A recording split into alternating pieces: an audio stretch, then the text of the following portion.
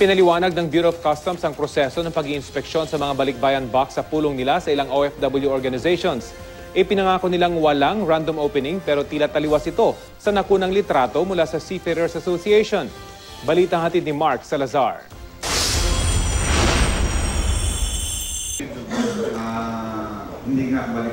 Nagdialogo ang OFW organizations at ang Bureau of Customs para hindi na raw pag-awayan ang balikbayan box kapag naghaharap sa airport ang OFW at Customs Police. Lalo pat pagpasok ng Burmans, umaabot ng 100,000 kada buwan ang umuuwing OFW na karaniwang may kasabay na balikbayan box. They will be treated sensitively and with much care, para ma-prevent natin itong mga issue na ito. The process is the boxes will undergo X-ray, di ba? So the only time that we will open the boxes ay kung may negative result sa X-ray. So wala tayong tinatawag na random opening.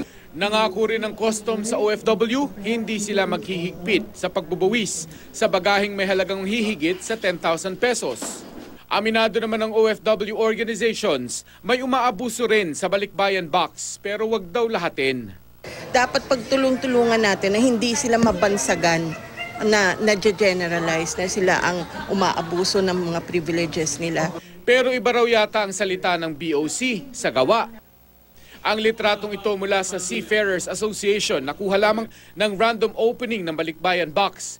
Wala namang kontrabando kundi mga damit at sabon na pangpasalubong lang. Patunay daw na may random opening pa rin. Na dadaan sa malaking X-ray tapos dadaan sa maliit na X-ray.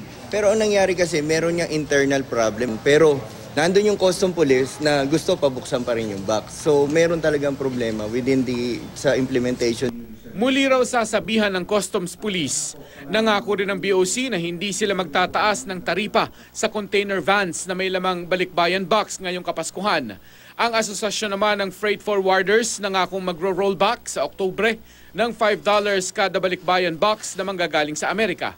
Yung unang in-increase, 40,000 yan eh. So ngayon, ang plan dati, nagagawing 100,000 yan. So since hindi naman matutuloy yung 100,000, doon kami, pwede namin ibalik. Mark Salazar, GMA News.